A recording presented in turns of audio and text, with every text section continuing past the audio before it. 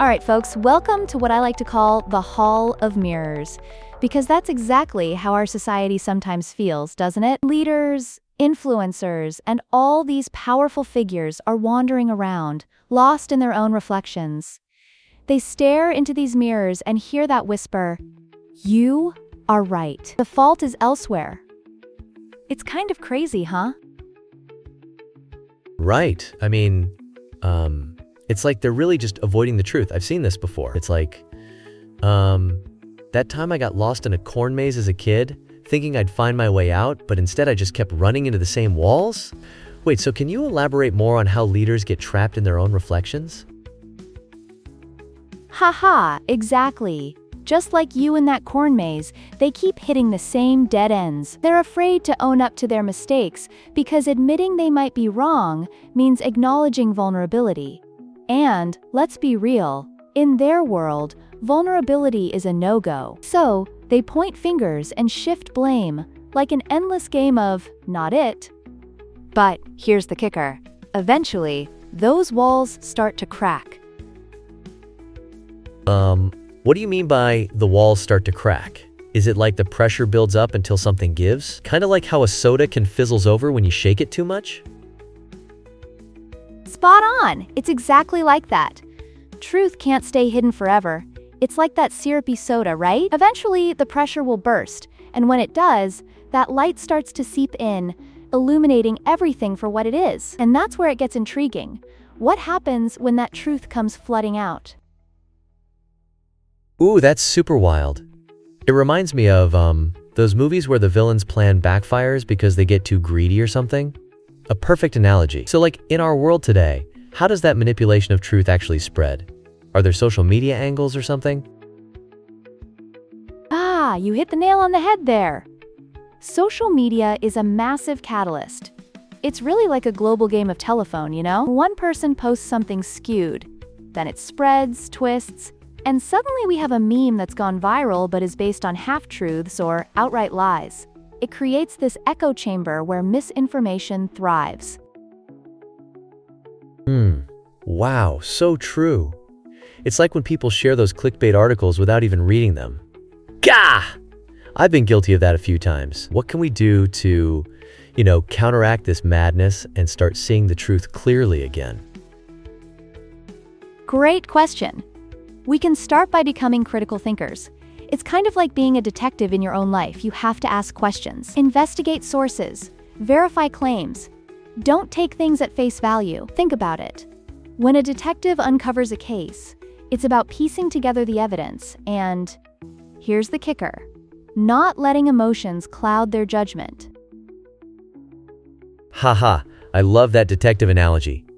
So, if I were a truth detective, how would I go about gathering evidence? Like, do I need a magnifying glass and a trench coat, or is it more about research? Haha. Well, magnifying glasses are optional, but yes, it's more about research. Join forums, listen to different perspectives, consume credible news. Think of it as a buffet. You have to taste the right dishes instead of stuffing yourself with junk food. Wow, okay, I can definitely see that. So it's about making sure you're not filling up on the junk food of misinformation. Could you share an example of a time this critical thinking played a role in uncovering truth? Absolutely. So there was this incident with a viral news story about a politician's outrageous statement, right? The outrage just exploded online. But then, a few diligent folks dug deeper and found the original recording, which had been edited to distort the context. It turned out the politician was actually making a very different point. Whoa, that's a serious gotcha moment. So it's like being an internet sleuth. It's all about context then, huh? If we don't have the full picture, we can easily misjudge someone's intentions, right? Exactly. Context is everything. Think about it. If you walked in on a quote in a heated debate, you wouldn't know what people were really arguing about. It's a reminder that we need to consider the bigger picture, not just the fragments thrown at us through those mirrors. This is so fascinating. I never thought about it this way. It feels empowering, you know? We can actually break free from the maze. I can't wait to apply this detective mindset.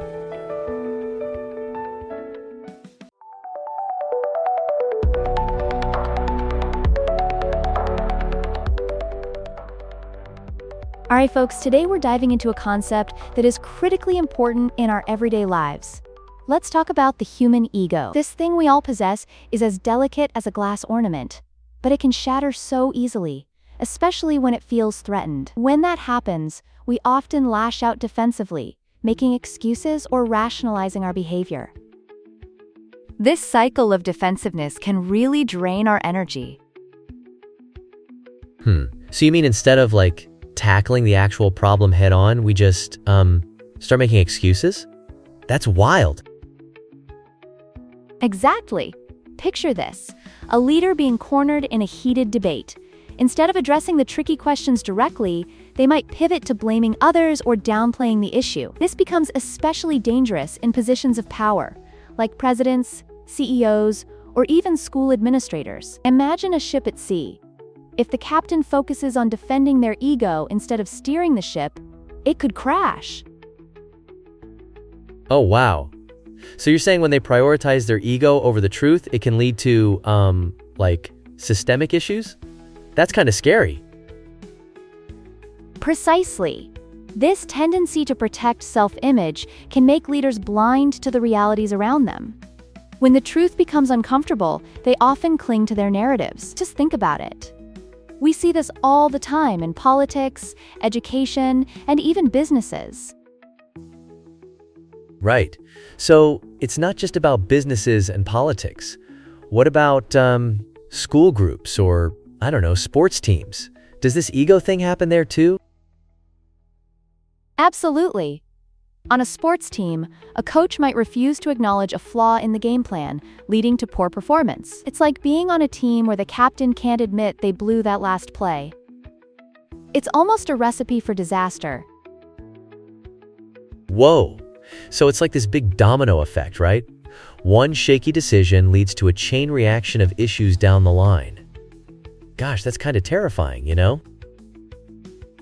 Totally.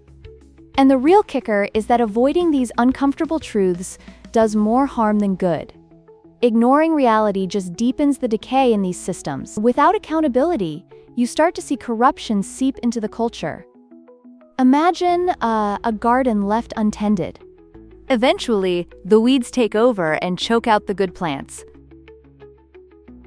Wow, that makes so much sense. So, avoiding the weeds just makes them grow more. But what do we do about it? How do we get people to confront these truths instead of running from them? Great question. It's all about fostering a culture of honesty and self-reflection. You can start small, encourage constructive feedback, and be open to difficult conversations. If leaders can model this behavior, it can start a ripple effect through the organization. Yeah, I can see that. A leader setting the tone for openness. It's like a parent teaching kids how to be honest and own up to their mistakes, right? Exactly. When leaders lead by example, they empower others to do the same. Breaking down that fragile ego and embracing vulnerability can really turn the tide. It's like turning a battleship in a tight spot. Slow and methodical, but oh so important. Ugh, I love that analogy, haha. So how do we encourage this vulnerability? Is there a secret formula or something? If only there were a one-size-fits-all formula. But fostering vulnerability starts with trust. Creating a safe environment where people feel they won't be judged for being honest is crucial. That's the first step in developing a more accountable culture. Okay. So we need to nurture this mindset. We're basically reclaiming our energy from that ego to tackle it head on, right? Yes, you're getting it. When we replace ego with truth, we open the door to real progress. Imagine what we could achieve if we stopped allowing our fragile egos to dictate our actions. We could create environments where innovation, collaboration, and authenticity thrive. Wow, that gives me chills.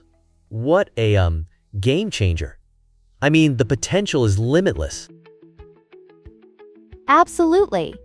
It boils down to recognizing that while the truth can be uncomfortable, it's undeniably powerful. Buckle up, because it's a wild ride towards growth, and I can't wait to see where it takes us.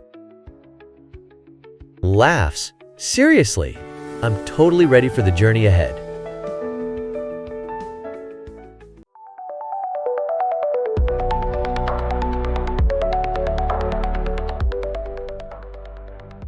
You know, it's kind of wild when you think about it. Like, during the time of Tesla, he had these visions, right? People laughed at him, mocked him. It's almost like they were afraid of his brilliance, you know?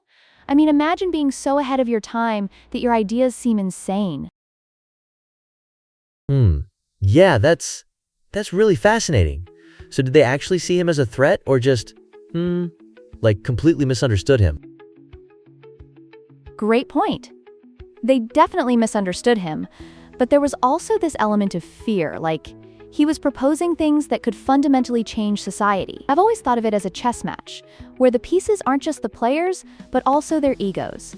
Just think about how Da Vinci's so focused on military contracts, right? He had all these amazing ideas for flight, but he got diverted. What if he had followed those blueprints instead? Oh, wow. Wait. So you're saying he could have, like, invented the helicopter centuries earlier or something? That's insane. But I wonder, why did he let those contracts distract him? It's a classic case. Patrons prioritized war. There was money in defense, not in dreaming. Kind of reminds me of how artists today sometimes create to sell rather than to express. It's a struggle between the passion for creation and the need for survival. What do you think? Do you think artists today still face those same pressures? Totally. I mean, there are so many incredible talents out there, yet they often compromise just to pay the bills. It's like, It reminds me of how bands sometimes have to sell out to get recognized. But back to Tesla, he actually did electrify the world, right? How much of that was him versus his ego? Tesla definitely had a strong ego, but his drive for truth outshone it. He knew that electricity had the potential to change lives, just like Newton, who, believe it or not, spent years battling other scientists over credit. I mean, how silly does that sound? It's that age-old struggle of celebrating each other's discoveries versus letting pride dictate the narrative. Wait, so they were just, like, arguing about who discovered gravity first? That's kind of, petty for someone of his caliber. Right? It's funny, isn't it? Newton could have just looked at the bigger picture. But when you get into that "I must be right" culture, you end up wasting time that could be used to advance humanity. Think of it like holding onto a sinking ship while the lifeboats are right there. Totally counterproductive. Haha, that's a hilarious image. Like, dude, just hop on the lifeboat. So the lesson is really about putting aside our egos then? Exactly. Progress is only possible when we prioritize truth over pride. It's almost a universal lesson across history. Imagine how many centuries we could have advanced if just a handful of brilliant minds chose cooperation over competition. Speaking of that, do you think there's any movement today in science or technology that is struggling against ego? Like, are we learning from those historical figures, or? You know, that's a compelling question. There are definitely debates happening today in tech and science. Look at artificial intelligence, debates about ethics, and who owns the data. It's a modern twist on those same themes.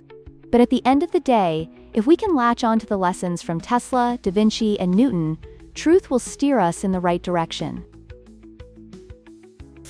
Yeah, that's really interesting. I guess it shows that even with advances in technology, human nature isn't changing as much as we think. Exactly. The challenges of ego and the drive for truth are timeless. It's about how we navigate these waters with awareness and intention. I love that comparison. So as we progress, we should basically keep track of our egos while creating breakthrough innovations, right?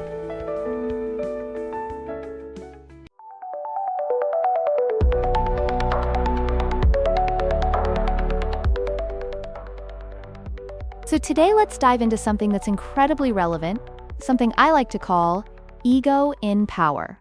Quote, "It's this fascinating cycle of denial that we see all around us, particularly in governments and nations. Have you ever noticed how countries resist reforms? Not because they literally can't, but because admitting fault is just so difficult." Yeah, that's wild to think about. So, you're saying it's more about pride than actual capability? Exactly. Picture this. Imagine being a leader who has to admit they've been steering the ship in the wrong direction for years. It's not just a blow to their ego. It can feel like a shipwreck for their entire career. And it's not just on a national scale. Haha, right? It's like, if I were leading a team and we kept failing, the last thing I would want to do is say, "Oops, my bad, everyone." Exactly. And that's a perfect analogy. The reality is that these pride rivalries don't stop at national borders. Look at alliances across continents. They often struggle with unity because of this inflated sense of self. Nations will cling to their egos like it's a life raft. Oh wow, and what about money? I've read that governments inflate budgets, deny failures, and scapegoat others to save face, right? But, is that really sustainable? That's a great question, and no, it creates a vicious cycle. The patterns we observe at the local level, like in failing schools or mismanaged community funds, mirror what happens in those grand global meetings. This all stems from ego distorting the truth.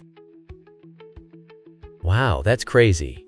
So, this isn't just some random occurrence, but, more like a structural and cultural thing?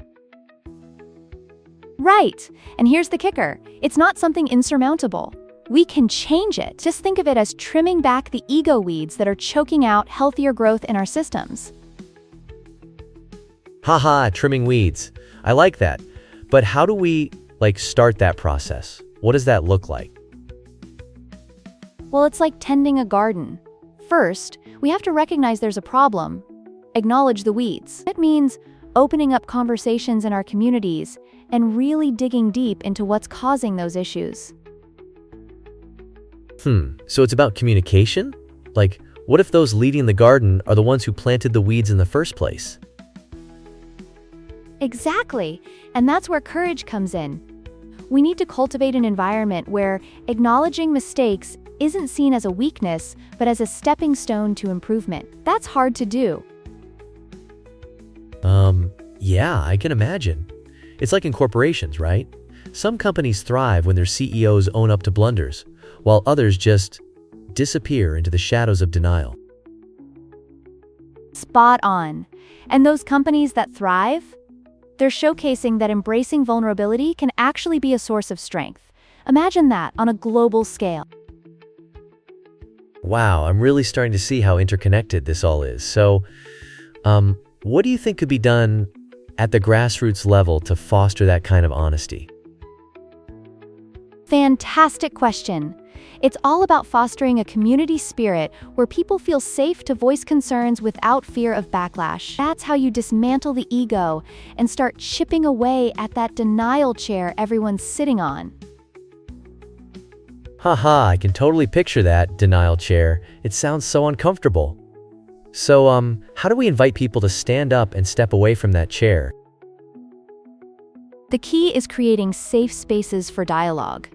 Just like people gathering around a campfire to share stories, where egos are put aside and real talk happens. A campfire sounds so inviting. Okay, but what if someone, brings a marshmallow stick of ego to that campfire? Then it's about gently redirecting the conversation, Call it out thoughtfully. That's exemplary leadership. Oh man, that's so cool. It's like being the designated campfire storyteller. But we gotta make sure people are willing to listen, right? Absolutely. It's about engagement and empathy. That's how we can reshape those ego-driven structures, bit by bit, starting with ourselves. Wow, I could talk about this all day. This makes so much sense. But, where do we really kick off that journey, practically speaking?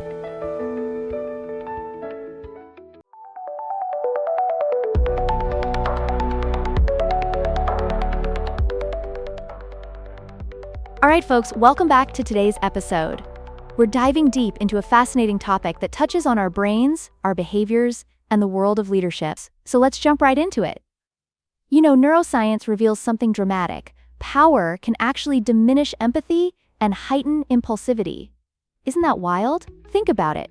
When someone gains power, they might start disregarding the feelings of others. It's reminiscent of that moment when a friend becomes overly arrogant after winning a big competition. They start viewing their teammates not as people, but as mere tools to their victory.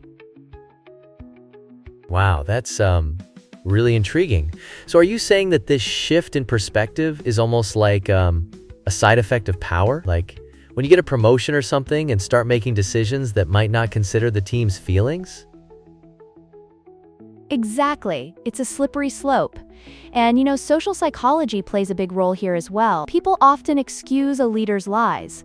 Think about political leaders, or, say, your boss, because it feels safer to trust authority figures than confront uncomfortable truths. It's like survival mode kicks in. We instinctively look to authority for guidance, and challenging them feels dangerous. That makes sense. So, it's like we choose to believe the lies because it's less risky, like how you might keep quiet if a teacher is spouting some wrong info instead of speaking up. I don't want to get detention, right? Totally. And that's where cognitive science steps in. Let's talk about groupthink, the phenomenon where people just nod along and agree without critical thought. One lame excuse from one person can trigger a domino effect, causing everyone to chime in with their agreement. Just think of that brainstorming session where one wild idea pops up and suddenly everyone's excitedly planning a festival centered around piñatas. Wow. I've definitely seen that happen. Like, you get a group of friends together and suddenly somebody says something totally absurd and everyone just rolls with it. So if these excuses are contagious, what does that mean for holding leaders accountable? Oh, that's the kicker. It implies that the obfuscation of truth isn't merely a moral failure, it's a neurological and social phenomenon. By understanding this, we gain valuable insights. If these excuses and behaviors can be learned, then the truth can certainly be trained. It's akin to training a puppy. With positive reinforcement for good behavior, before you know it, they're sitting on command. Right. So, it's not just about nature versus nurture. It's about this idea that we can actively rewire our own thinking and the systems around us, like creating new habits. Can leaders really change?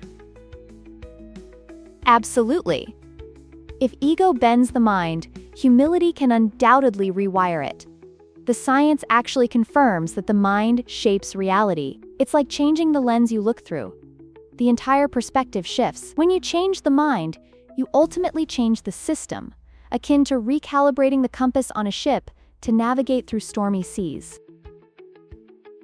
Wow. So, you can literally change the world one mindset at a time? That's kind of powerful. But wait, what's the first step in this rewiring? The first step is awareness. Recognizing your own biases and the effects of power on decision-making can be eye-opening, like flicking a light switch on in a dark room.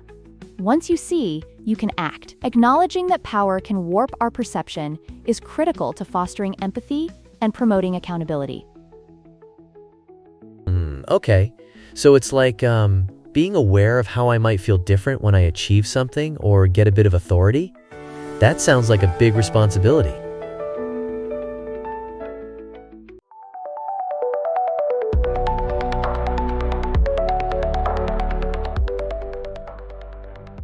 All right, today, let's dive into how we break this cycle of misinformation and corruption. I like to call this concept the empire of truth. Quote, it's about creating systems that encourage transparency. First off, we need to build transparency systems like audits and AI corruption trackers. Think of it like a bodyguard for the truth, someone who's always there to watch over and ensure integrity, right? Oh, wow. That sounds really interesting. So, are you saying we actually need tech, like AI, to help maintain truth? I mean, that feels a bit dystopian at times. Can we not rely on people to just tell the truth? Great question. Trust is key, but we've seen time and again that people can have their own biases. So consider AA as kind of like a referee in a game. It doesn't play for either side, it just enforces the rules. Remember when we had the whole controversy around the 2020 elections? A lot of misinformation spread rampant, but with solid systems in place, we could have prevented that chaos. Right. I remember hearing about that everywhere. That was wild. So, how can we teach people to cherish the truth over charisma? Are you suggesting we should prioritize, education on values and honesty instead of simply trying to be liked? Absolutely. It's all about teaching truth over charisma, my friend. Picture this. Being at a party where the life of the party is a smooth talker. But when it comes down to it, you'd rather have a straightforward friend who tells you the honest truth about that horrible outfit you were almost about to wear. Ha, yes, I totally get that. But, what if people get offended by that truth? Do you think they'd be open to that kind of honesty? That's a valid concern. But as a leader or an honest friend, practicing humility, admitting errors, and seeking counsel can change that dynamic. When people see leaders openly admitting to their mistakes, they're less likely to hide behind facades. Think about it. When someone trips in front of you and laughs it off, you suddenly feel way more comfortable about your own missteps, right? Oh, that makes so much sense. So in that case, mistakes don't become something to shame, they become, almost like a bonding experience? Exactly. This vision fosters an environment where excuses are seen as weaknesses rather than shields. When truth is embraced, it becomes a strength. Imagine being in a room where everyone feels free to say, "You know what? I messed up," without fear of ridicule. That can create a powerful sense of belonging. Wow, I wish I had that at my last job. So how do we get optimistic about this? Can we really build an empire of truth in a world so full of illusions and, chaos? Absolutely. While we might not claim perfection, we assert that ego dissolves under the light of truth. The more we prioritize honesty and integrate these tools, like transparent audits, the closer we come to that empire. It's like building a lighthouse in the fog. It guides ships home when the world seems uncertain. A lighthouse. Wow, I love that image. So, it's about creating a community where everyone collectively works toward that truth, right? Precisely. And that community becomes a force to reckon with, pushing through the fog of misinformation to the shores of clarity. That sounds so empowering. So what's the first step we should take to start creating this community? The first step is initiating conversations like this one. By sharing ideas, listening openly, and encouraging honesty in our circles, we lay the groundwork for that empire of truth. Remember, change begins with a single spark of truth. I love that. It's like we're starting a revolution or something, right? So how do we keep the momentum going to ensure this doesn't fizzle out?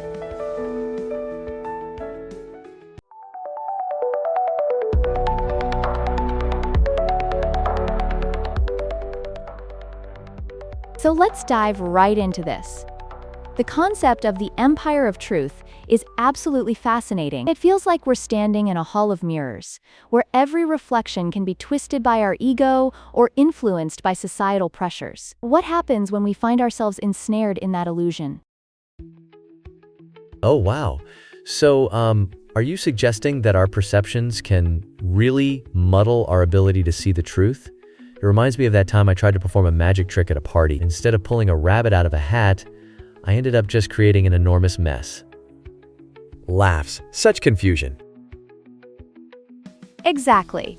If we fail to peel back those layers of illusion, we can end up lost. Picture those cracked pillars in a crumbling castle. It's our duty to rebuild them. When we become aware of our ego, we can contend with the weight of truth. But boy, is it tough work. That's really interesting. So what's the first step in taking on the responsibility of being a guardian of truth? It sounds like such a monumental task, I imagine it like a superhero on a mission. Fighting the good fight with pure honesty. Haha, yes. It starts with demanding truth from our leaders. Think about how a curious child questions their parents. They want answers. Quote, "Why is the sky blue?" Quote, "They keep asking until they get clarity." We need to embody that same curiosity and challenge the information we receive. Oh, for sure. But, what if our leaders are just giving us answers they think we want to hear? Like that one time I went to a restaurant and the waiter suggested a dish. I said, yes, sure. And ended up regretting it completely. What if that's happening on a larger scale? That's a perfect analogy.